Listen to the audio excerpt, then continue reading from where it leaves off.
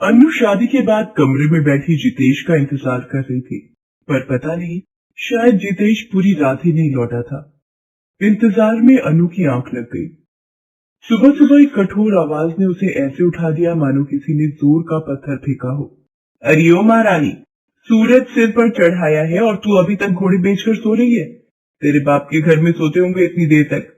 हमारे यहाँ तो सुबह सुबह 6 बजे सबको चाय पीने की आदत है। भाभी बस मैं तैयार होकर 5 मिनट में आती हूँ। अलका अनु के कमरे से मुंह बनाती हुई बाहर चली जाती है। अनु जल्दी जल्दी तैयार होकर सबके लिए चाय बनाती है, पर जितेश का पूरे घर में कुछ भी अता पता नहीं था। किसे ढूंढ रही हो? देवर जी तो अभी थोड़ी देर पहले ही नहा धोकर दुकान चले गए। मुझे मिले बिना ही चले गए। अनु दुकान पर फोन मिलाती है, पर फोन जितेश की जगह बड़ा भाई पवन उठा लेता है। शाम को जब जितेश घर आता है, आप बिना बताए सुबह दुकान चले गए थे। तो क्या तुम्हारे उठने का इंतजार करता है कि तुम उठोगी और मेरी आरती उतारोगी, तब मैं दुकान जाऊंगा। आप मेरे से इतने गुस्से में क्यों बात कर रहे हैं?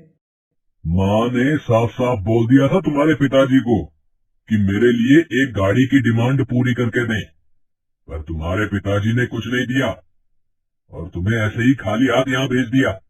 क्या लाई हो तुम? 4 कपड़े, मेरे लिए एक पतली सी सोने की चेन, माँ और भाभी के लिए कानों की छोटी छोटी बालियां, बस हो गया काम है। आपको पता है पिछले महीने ही माँ को हॉस्पिटल एडमिट करवाया था। उनके ऑपरेशन में पापा के बहुत पैसे लग गए, नहीं तो वो गाड़ी देने वाले थे। अच्छा बहाना बनाया है तेरे बाप ने, माँ की बीमारी का बहाना करके पल्ला झाड़ लिया। ससुराल वालों का बुरा व्यवहार अनु के सारे सपनों को चूर चूर कर देता है। सास और जेठानी के अत्याचार अनु को रुला देते थे। एक दिन जितेश अपने दोस्त की पार्टी में चला जाता है और देर रात तक घर नहीं आता। रात के 1 बजे अचानक, कौन है? आप आ गए क्या? रुकिए मैं लाइट चलाती हूँ। जेठ जी, आप इस वक्त मेरे कमरे में? मैंने सोचा जितेश तो पार्टी में आनंद उठा रहा होगा, तुम यहाँ अकेली उदास बैठी होगी, इसलिए तुम्हारा दिल बहलाने आ गया। जेठ जी, आप कृपा करके यहाँ से चले जाइए, नहीं तो मैं शोर मचाकर सबको बुला लूंगी। पवन अनु के साथ जबरदस्ती करने लगता है। अनु शोर मचाने लगती है। अनु की सास और अलका दोनों कमरे में आ जाती है। अलका, ये देखो, अनु ने मुझे बहाने से अपने कमरे में बुलाया और जबरदस्ती मेरे साथ चिपक कर शोर मचाने लगी। तेरी इतनी मजाल, तू मेरे पति पर डोरी डालेगी? शर्म नहीं आती तुझे? अगर तेरा पति बाहर है तो तू ये गंदी हरकत करेगी? ये ऐसे नहीं मानेगी अलका बहू। इस कूड़े करकट को इस घर से बाहर निकाल कर फेंक दो, ये अब इस घर में नहीं रह सकती। इतनी देर में जितेश भी आ जाता है। उसे सारी बात पता चलती है तो वो भी अनु पर भड़कने लगता है। अनु ने जो गलती की है उसके लिए इसको कोई माफी नहीं मिलेगी। तुम खुद यहाँ से जाओगी या धक्के मार कर निकालूं? अनु रोती बिलखती रहती है, पर कोई उसकी बात तक नहीं सुनता। मायके वो क्या अपमान लेकर जाती? उसकी माँ पहले ही बीमार थी। हे भगवान, मेरे पास मरने के सिवा और कोई रास्ता नहीं, मुझे माफ कर देना माँ पिताजी। अनु एक नदी में कूद जाती है।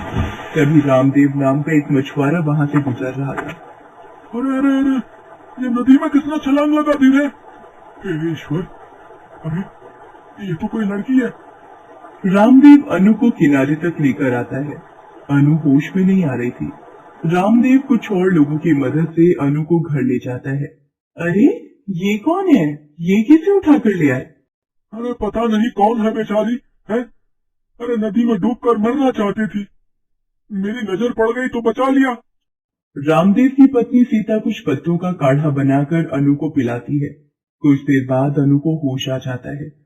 वो रोते हुए अपनी आप बीती रामदेव और सीता को बताती है। नहीं बेटी, ऐसे अपना जीवन खत्म करने के बारे में बिल्कुल भी मत सोचना। मनुष्य का जीवन तो संघर्षों से ही भरा होता है, पर हमें हर मुसीबत से डटकर मुकाबला करना चाहिए। आत्महत्या करने से कोई हल नहीं निकलता। जो हो गया उसे भूल जाओ बेटे। अगर तुम्हें कहीं नहीं जाना तो तुम हमारे पास ही रह सकती हो। राम और सीता की भी कोई औलाद नहीं थी, इसलिए वो अनु को बेटी की तरह प्यार करने लगे। समय बीता। रामदेव की तबीयत ठीक नहीं रहती थी। बहुत इलाज करवाने के बाद भी वो नहीं बच सका और उसका देहांत हो गया। अब अनु ही सीता का सहारा थी। एक दिन, माँ, मैं चाहती हूँ घर चलाने के लिए मैं कुछ काम कर लूं। सोच रही हूँ कहीं कोई काम मिल जाए तो सहारा हो जाएगा। ठीक है बिटिया, पर ध्यान से जाना। अनु नौकरी की तलाश में घर से निकलती है, तभी एक गाड़ी वाला रास्ते में किसी महिला को टक्कर मारकर चला जाता है। अनु ये सब देख लेती है और कुछ लोगों की मदद से उस महिला को पास के हॉस्पिटल लेकर जाती है। अरे, ये तो डॉक्टर गीता है। जल्दी से डॉक्टर राजीव को बुलाइए। डॉक्टर गीता को ये चोट कैसे आई? ये पैदल जा रही थी, तभी कोई गाड़ी वाला ठोकर मारकर भाग गया। जिस महिला का एक्सीडेंट हुआ था वो इसी हॉस्पिटल की डॉक्टर गीता थी। कुछ समय बाद डॉक्टर गीता को होश आता है। डॉक्टर गीता, ये अनु जी हैं। आज यही तुम्हें हॉस्पिटल लेकर आई थी। थैंक यू सो मच अनु, आज तुम्हारी वजह से मैं ठीक हूँ। डॉक्टर गीता अनु से उसके बारे में जानकारी देती है और उसके साथ हुए अत्याचारों को सुनकर वो भी बहुत दुखी होती है। अनु, अगर तुम चाहो तो यहाँ हॉस्पिटल में एक नर्स बनकर मरीजों की देखभाल कर सकती हो। इन मरीजों की सेवा करके तुम्हारे दिल को बहुत खुशी मिलेगी और यहाँ तुम्हें रहने के लिए क्वार्टर भी मिल जाएगा। आपका बहुत बहुत शुक्रिया डॉक्टर गीता, आपने मेरे मुश्किल वक्त में एक उम्मीद जोड़ दी। उस दिन के बाद अनु सीता के साथ हॉस्पिटल के क्वार्टर में ही रहने लगी और नर्स बनकर मरीजों की सेवा करने लगी।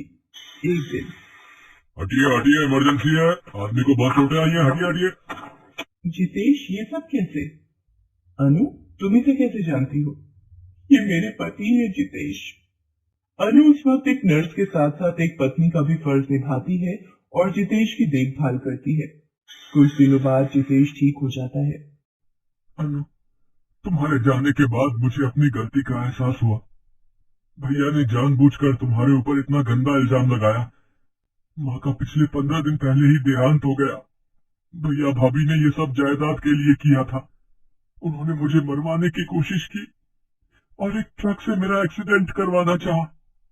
शायद भगवान चाहते थे कि मैं तुमसे अपने किए की माफी मांग सकूं, इसलिए उन्होंने मुझे उस दिन बचा लिया था। तुमने मेरी इतनी सेवा की है, मैं इसके लायक भी नहीं था। हो सके तो मुझे माफ कर देना अनु। जितेश रोते हुए जाने लगता है, तभी अनु उसका हाथ पकड़ लेती है। जितेश रोते हुए अनु के गले लग जाता है। दोनों एक दूसरे के गले लगकर रोने लगते हैं। मानो कितने समय का दुख छिपाए वे दोनों एक दूसरे के इंतजार में थे। उस दिन अनु और जितेश के आंसू सच में मोती समान बन गए थे। उस दिन के बाद जितेश और अनु सीता के साथ अपनी छोटी सी दुनिया में खुशी खुशी रहने